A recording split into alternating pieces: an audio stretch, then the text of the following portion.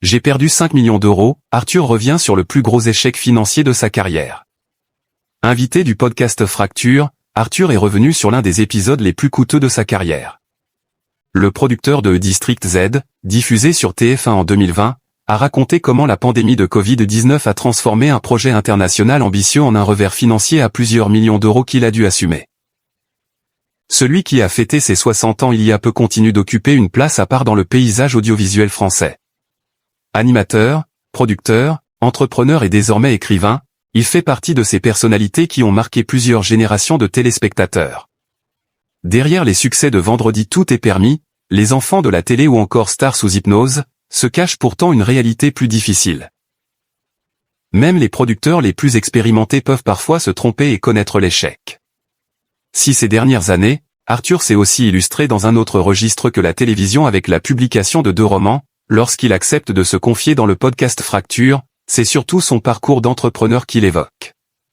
Avec ses réussites comme ses déconvenues. Parmi elles, une expérience revient immédiatement dans la conversation, District Z.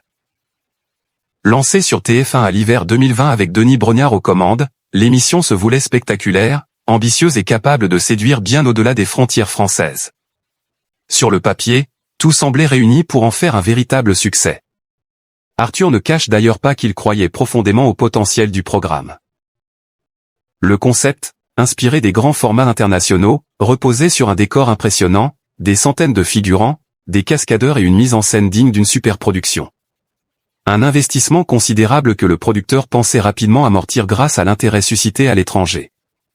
Au cours de son entretien, il résume lui-même la situation avec franchise, c'est un four, mais ce n'est pas un échec. Une manière élégante de rappeler que même si l'aventure s'est soldée par un échec, ce n'était pas un rejet du public, bien au contraire.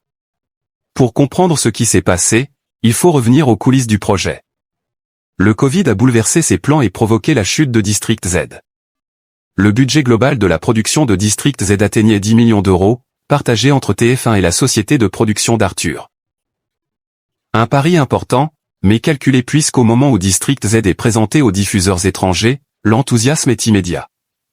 Il y a 10 millions d'euros d'investissement, TF1 prend la moitié à sa charge, ce qui est énorme, et moi je prends mon risque de producteur et je mets autant de ma poche, notamment parce que quand j'ai présenté le pitch à l'international, j'avais déjà 10 clients qui veulent tourner dans mon décor.